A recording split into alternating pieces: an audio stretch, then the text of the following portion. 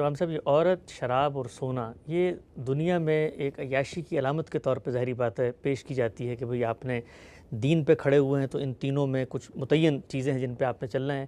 لیکن جنت کا جہاں بھی ذکر آتا ہے قرآن مجید میں، وہ ہر جگہ پر یہی تینوں چیزیں جو ہیں وہ نظر آ رہی ہوتی ہیں. تو ایک چیز جو یہاں پر ایک طرح سے منفی ہے یا عیاشی کی علامت بنی ہوتی ہے، اسی کی ترغیب دے کے بتایا جاتا ہوتا ہے کہ یہاں تم ان چیزوں کو چھوڑ دو تو تمہیں یہی تینوں چیزیں وہاں اللہ تعالیٰ دے دیں گے. اس لیے کہ دنیا امتحان کے اصول پر بنائی گئی ہے، اور قیامت کے بعد جو کچھ ہے وہ تو اس اصول پر ہے کہ لکم فیہا ما تشتہی انفسکم.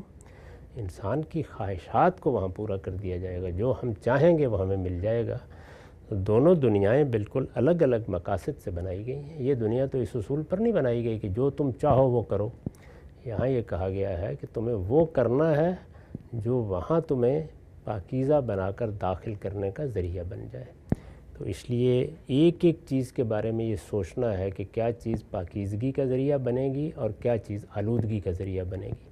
پھر پاکیزگی اور آلودگی بھی اضافی ہے، یعنی جو قانون یہاں بنایا گیا ہے اس کے لحاظ سے مجھے فیصلہ کرنا ہوتا ہے.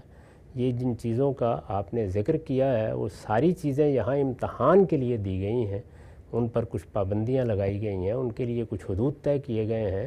تو اگر یہ پابندیاں جنت میں بھی رہنی ہیں تو پھر جنت کے میں جانے کا فائدہ ہی کیا.